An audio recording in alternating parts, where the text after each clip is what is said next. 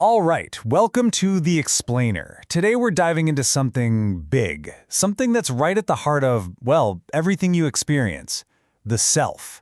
Based on the work of philosopher Z.T. Tosha, we're going to take apart the very architecture of an illusion we all live inside. So let's just jump right in with a pretty wild question.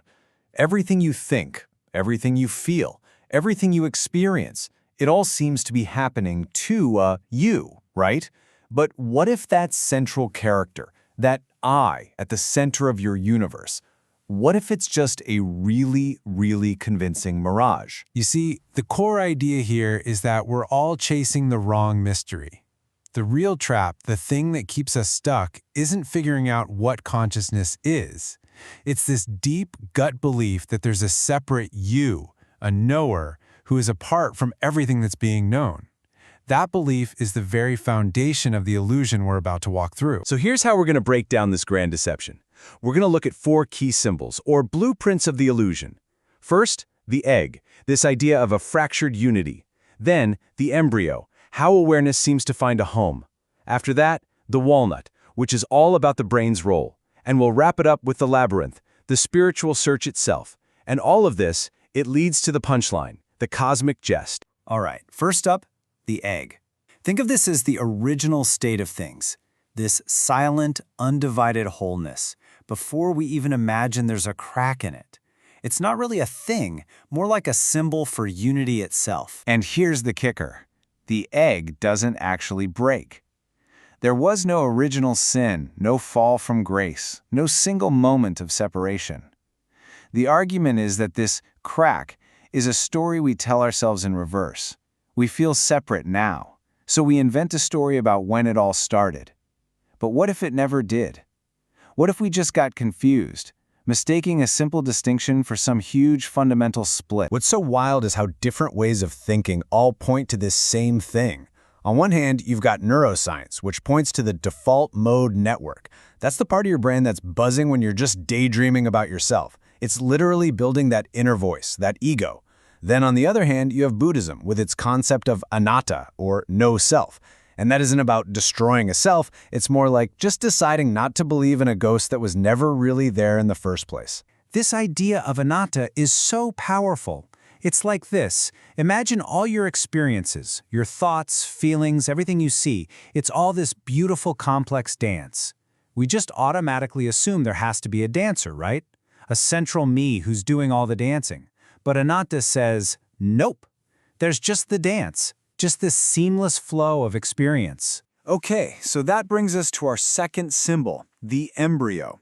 If the egg was about an imaginary crack, the embryo is about how we start to believe that crack is real. It's the process of identification, how this big, open awareness starts to coil up and convince itself it lives inside a body. This quote from Tosha really nails it. So being born or embodied, it's not about some spirit getting poured into a physical container. Now, the illusion is that awareness, which is naturally formless and everywhere, forgets that about itself. It starts to believe it's a solid thing, located in a specific place. We weren't born into a body, we just started believing we were somewhere. And this isn't just some far-out mystical concept. Psychoanalysis actually has a name for it: misrecognition. It's captured in that famous mirror stage idea. You know, an infant sees itself in the mirror for the first time and goes, "Oh, that's me." It identifies with an outside image. And in that one moment, that feeling of being boundless gets swapped for a finite, separate self. The spiral of the embryo just gets tighter. Which leads us perfectly to our third symbol, the walnut. Yep, we're talking about the brain. It looks like the command center, right? The source of who we are. But what if we're just mistaking the reflection in the mirror for the actual person? I mean, the standard view, the one we all pretty much grow up with, is that this 3-pound lump of tissue in our heads somehow creates everything, our entire world of experience. Consciousness is just a product of neurons firing. But get ready for the flip. Here's the radical reversal from the source material. What if the brain doesn't produce consciousness? What if the brain itself, along with every other thing you perceive, appears inside of consciousness? See the difference?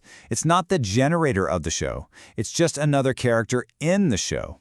That changes everything. And that is why the so-called hard problem of consciousness, how does dead matter create living experience, is so, well, hard.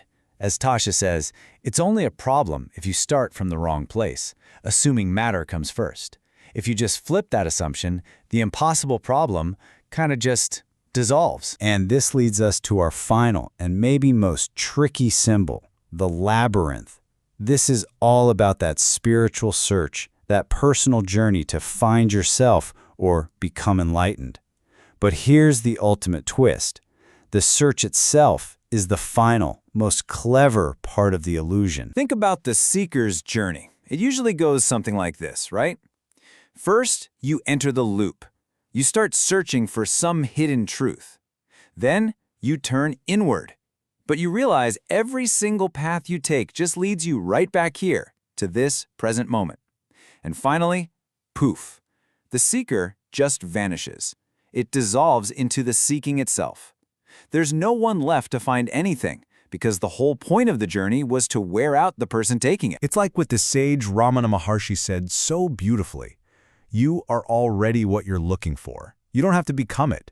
The goal isn't to get somewhere new. It's to finally notice where you've been standing all along.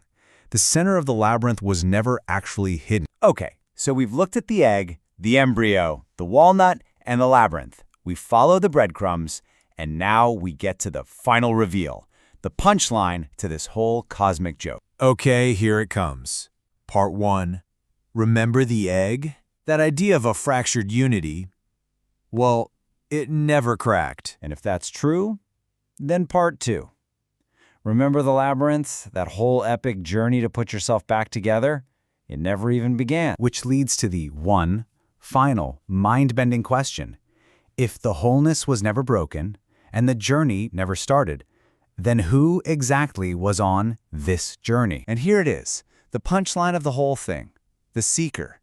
The I that felt separate, that thought it had a body and a brain, that went on this grand quest, that I was the illusion all along. There was never anyone here to awaken. So what does that even mean? It means liberation isn't about you as a person achieving some cool new enlightened state. It's about the complete falling away of the you who could even achieve a state to begin with.